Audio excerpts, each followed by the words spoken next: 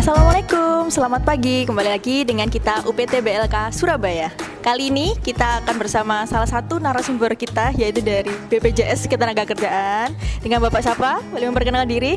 Saya dengan Yandika Prasetya, saya sebagai Kepala Bidang Kepesertaan di BPJS Ketenagakerjaan Cabang Surabaya Darmo. Oke, baik. Di sini karena mulai tahun 2022 kemarin sebenarnya waktu di pelatihan akhir kita sudah mengcover peserta pelatihan kami. Namun tahun 2023 ini benar-benar semua peserta kami di-cover oleh BPJS Ketenagakerjaan.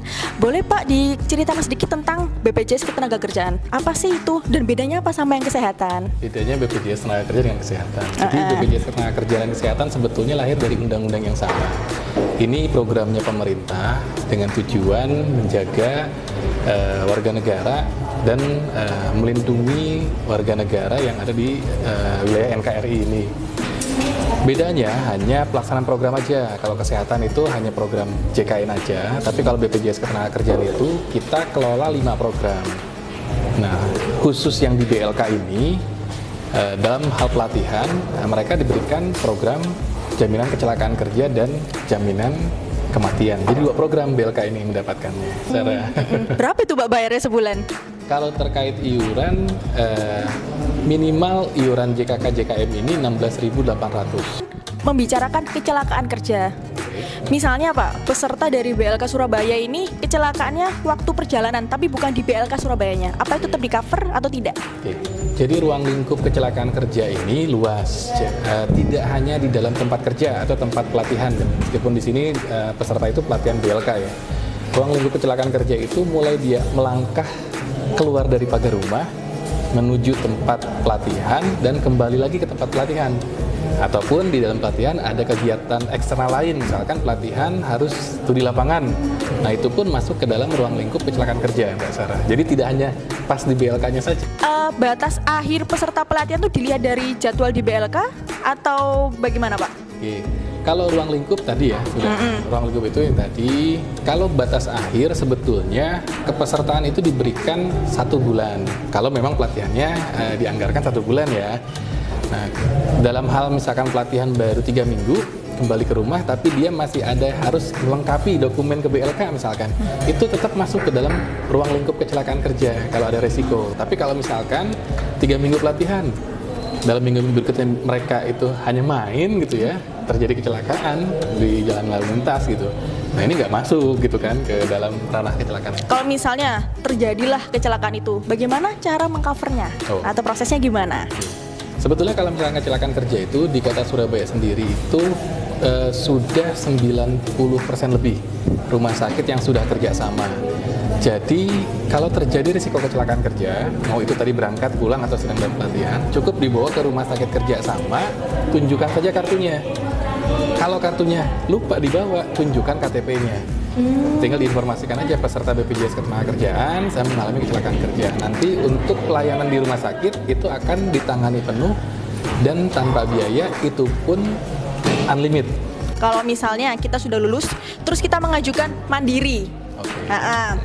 Berarti tadi kan Bapak ada bilang harus melakukan pelaku usaha. Jadi misalnya saya kan di sini peserta, kebanyakan fresh graduate.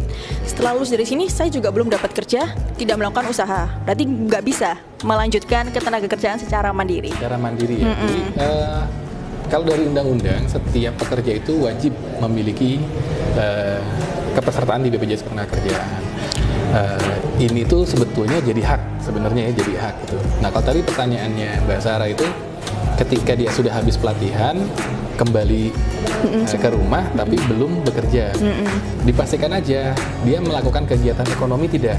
Jadi bekerja itu bukan hanya bekerja di perusahaan, di pabrik, bukan. Tapi kalau misalkan dia punya kegiatan ekonomi, jualan online pun dia tetap bisa melanjutkan.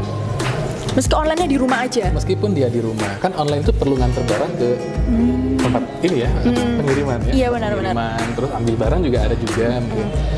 Nah, kalau misalkan sama sekali tidak bekerja, jadi benar-benar cuma di rumah pagi-pagi nongkrong minum kopi gitu kan, nah itu yang nggak bisa jadi peserta gitu. Tapi kalau punya kegiatan ekonomi, monggo silahkan didaftarkan. Kan yang seperti kita tahu ada yang namanya JHT ya Pak ya. JHT. Jadi akhir-akhir ini sering kita lihat di TV atau sosial media bahwa kita bisa mencairkan sejumlah uang dari BPJS Ketenagakerjaan. Nah, peserta BLK Surabaya itu dapat nggak sih, Pak itu, Pak? Jadi konsepnya untuk peserta BLK itu kan untuk perlindungan dirinya dulu. Yang diberikan itu kecelakaan kerja dan kematian. JHT-nya belum. Jadi kalau misalkan habis pelatihan mau cairin, ya nggak ada uangnya karena nggak ada JHT-nya gitu. Nah, mereka yang nanti ingin melanjutkan secara mandiri, monggo silakan aja dengan apa? Dengan menabung mengikuti program di JHT-nya. Itu silakan. Ketika dia sudah berhenti usaha, mau diambil atau berhenti kerja diambil, itu silakan. Dan itu tidak dikenakan biaya administrasi. Jadi kembali secara penuh plus pengembangan yang diberikan oleh badan usaha kita ini. Oke, terakhir mungkin satu kata atau beberapa kalimat dari BPJS Ketenagakerjaan untuk peserta BLK Surabaya. Oke, baik. Terima kasih Mbak Sarah. Jadi kesempatan mengenalkan BPJS kepada masyarakat luas ini satu kesempatan yang besar bagi kami sebagai badan penyelenggara yang memang ditunjuk sama pemerintah untuk menyelenggarakan program jaminan sosial. Nah, sebetulnya kalau misalkan saya ingin mengatakan itu bahwa yang perlu kami tekankan, program jaminan sosial itu adalah hak bagi seluruh warga negara. Jadi siapapun punya hak akan perlindungan.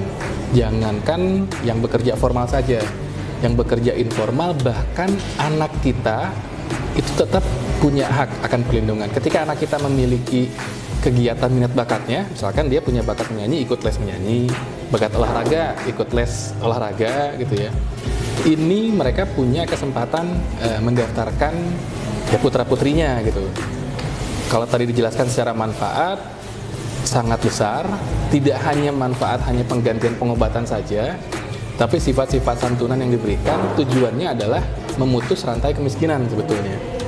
Nah, bagi masyarakat di luar peserta BLK, harapan kami ini disampaikan secara luas, karena kalau misalkan kami menyampaikan kan mungkin belum bisa diterima dengan bahasa kami sendiri.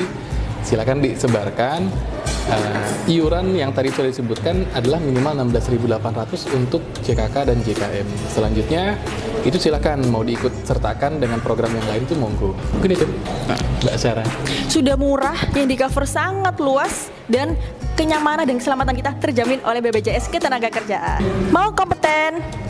Join bersama UPT BLK Surabaya. Wassalamualaikum warahmatullahi wabarakatuh.